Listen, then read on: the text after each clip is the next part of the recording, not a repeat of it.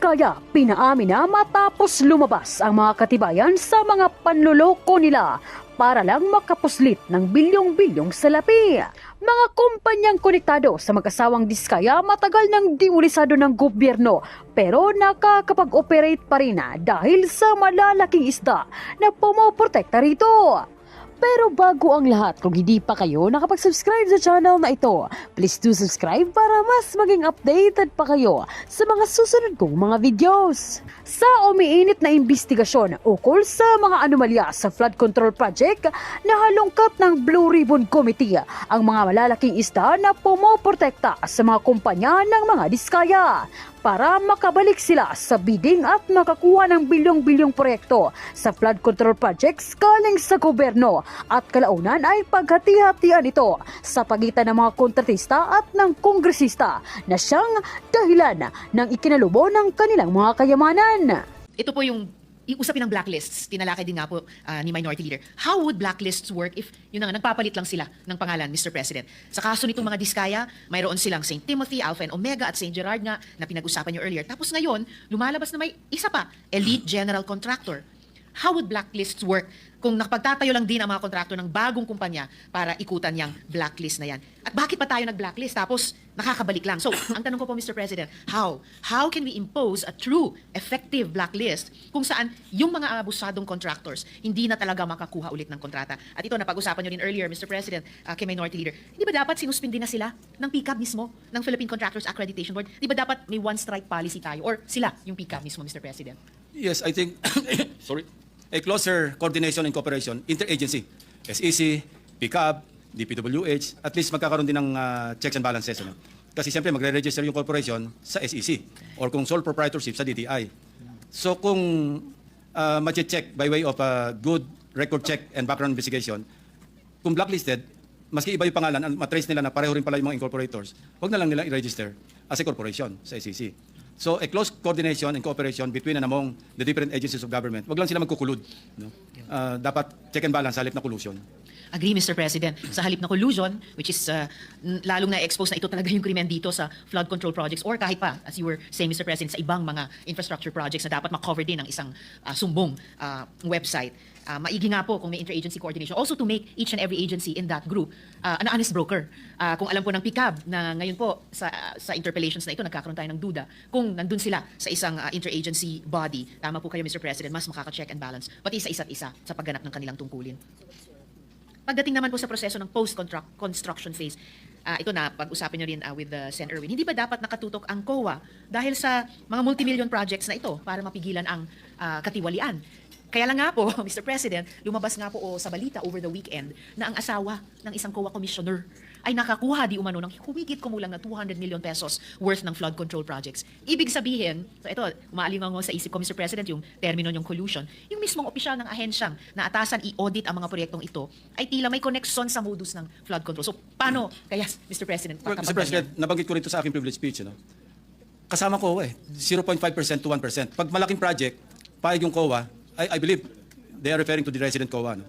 Paig sila sa 0.5% kasi ang laki ng project, volume. Pag medyo alanganin yung project, medyo maliit lang, hindi mapayag ng 0.5, kailangan 1%. So kung kasabot pati yung COA, kasabot yung inspector team, kasabot yung district engineer, kasabot yung project engineer, naloko na, Mr. President. Naloko na, Mr. President. May layers of collusion pala na pinipil away lang ngayon. Well, you know, Mr. President, coming from law enforcement, ako laging ang aking, where I'm coming from, gusto ko talaga mayroong certainty of punishment. Kasi pag hindi napaparusahan, lalong na-embolden, at the same time, lumalakas sa loob ng mga susunod, nakakalusot naman gagaya na rin ako. Pero kung mayroong maparusahan, mag-iisip na maraming beses yung susunod. Mahirap na yan. Merong naparusahan, merong na-convict, merong nakulong. That's the problem, Mr. President.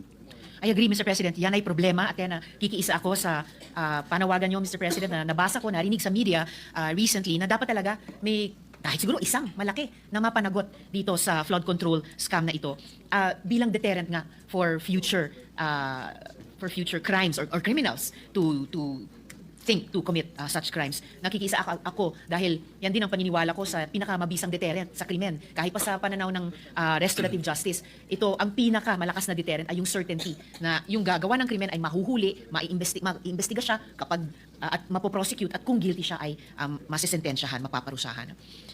Huling tanong ko na lang po, Mr. President.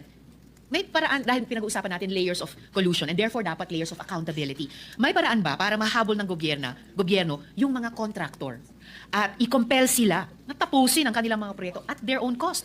Magkano po ang porsyento na napupunta ulit sa warranty or performance bond para sa mga 10%, nasirang yeah, proyekto? 10%. Ang laki. So anong pagwawasto o indemnification ang maaaring singilin laban sa mga contractors na may mga proyektong nasira, Mr. President? Depende sa violation, Mr. President. Kung obvious naman, lalo na kung ghost project, alam nga namang i-repair lang nila yung ghost project nila.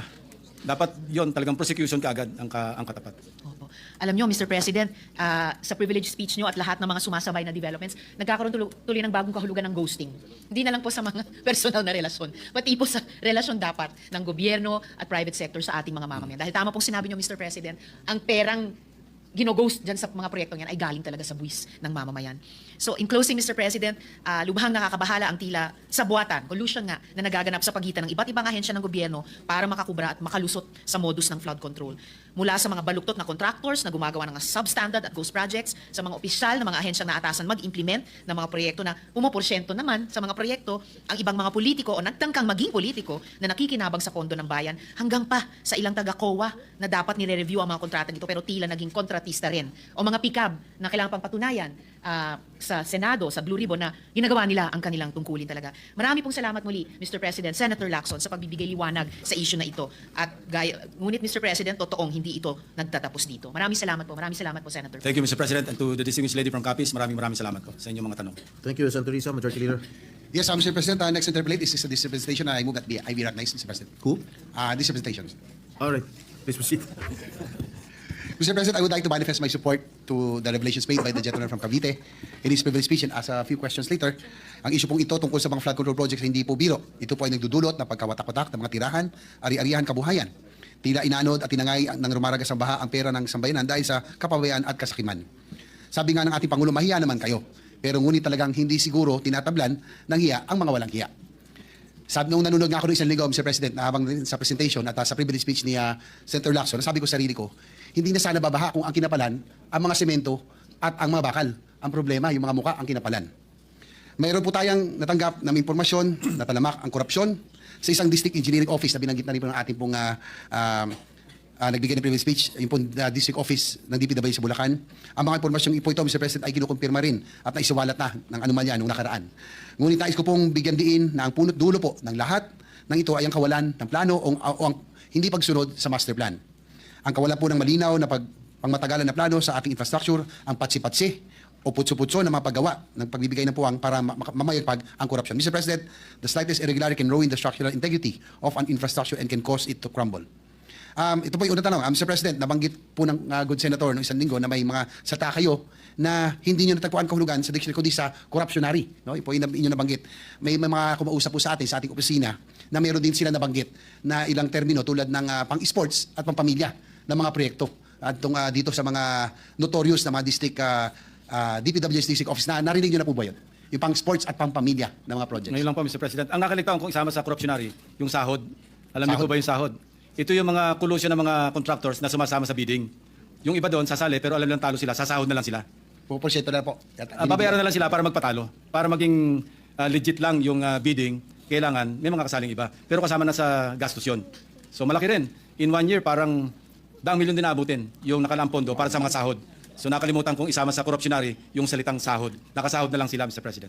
Meron tayong may I want to dalawa hear the pampamilya and pang-sports pa, Mr. President. Kung yung maalala yung dating commercial ng Rabing Alcolio, may pampamilya at may pang-sports. No, dito naman po, may dadagdag natin sa yung corruptionary na binanggit. Yung pampamilya, ito po yung mga lehitimong project na dumaan sa tamang proseso, may maayos na planning at budgeting at talagang natapos, may accomplishment. Yung pong pang-sports, ito po yung tinatawag po nila na ito yung pwede nila paglaruan. No? Na, kumbaga, kadalasan ay ito yung binanggit nyo na katang-isip o guni-guni na ang mangyayari ay wala ng delivery. So ito po yung pang-sports. No? Ito yung talagang pinipera nang at walang delivery. So at least maidagdag po natin sa corruptionary. Thank you for the education, Mr. President. Mapunta naman po tayo, Mr. President, dito sa usapin ng bungi-bungi na mga flood control projects na binabagsak sa mga local government units. Dahil ito mga nakaraang linggo, after nung Blue Ribbon Committee hearing ni Senator Marcoleta at ng privilege speech ng gentleman from Cavite, ay may sari-saring mga LG officials ang nagsalita na marami daw proyekto na hindi nila alam at hindi po nakonsulta sa kanila at basta na lamang binaba sa kanila. Gaya ng inyo nabanggit. Posible ba na kahit na hindi kailangan ng ng lugar o ng LGU ang proyekto ay ito isinasagawa at pinipilit na isaksak upang ma-disburse lamang o magamit yung pondo. Posible po. I believe na merong mga ganyang mga kaso, Mr. President. So nangyayari dito, Mr. President, nakakalungkot, no, kahit hindi kailangan, gaya nga na sinabi ng mga LGU officials, talagang dinadala na lang yung pondo, magkakaroon ng proyekto. Mukhang ibig sabihin yan, Mr. President, Your Honor, mukhang alam na natin na talagang pagkakapirahan lang. Alam na this. Alam na this.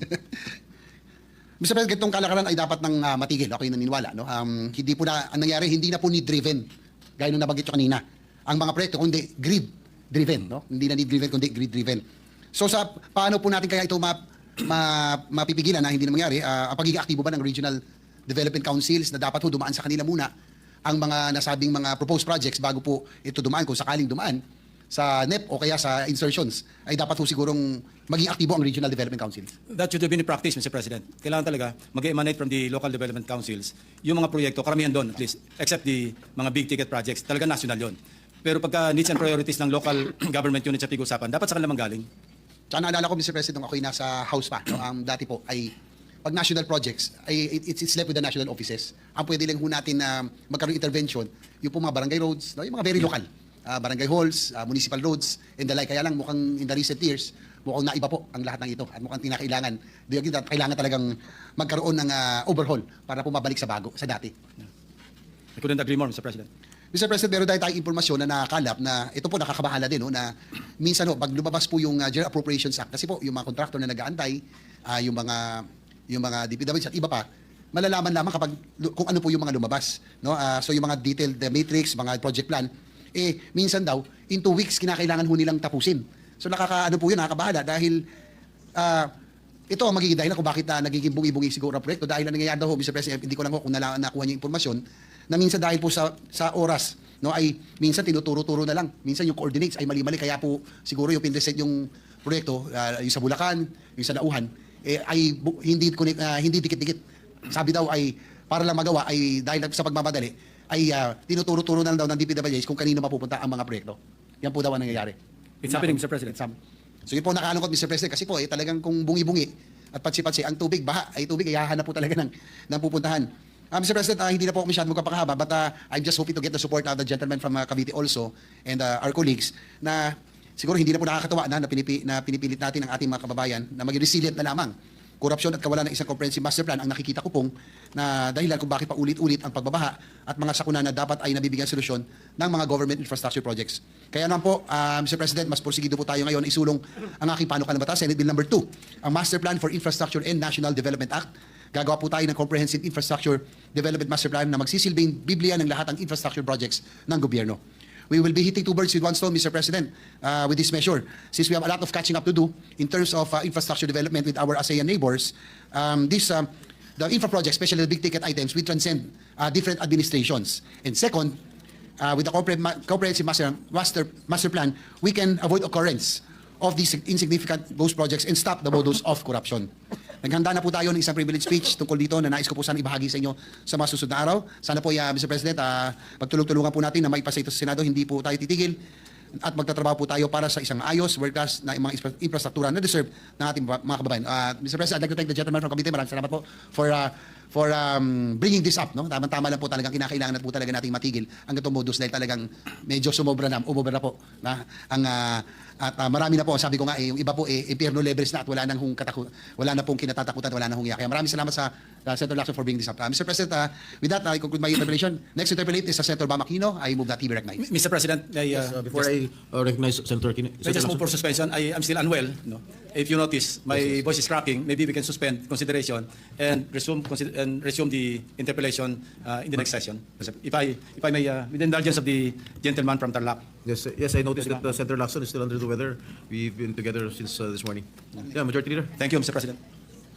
Suspend consideration na. Suspend consideration. With that, Mr. President, I move to suspend the interpellation of the privilege speech of Senator Lacson. Any objection? There being none, motion is approved. Mr. President, I move that we proceed to the additional reference of business. Secretary, please read the additional reference of business. Additional reference of business bills on first reading, Senate number 851.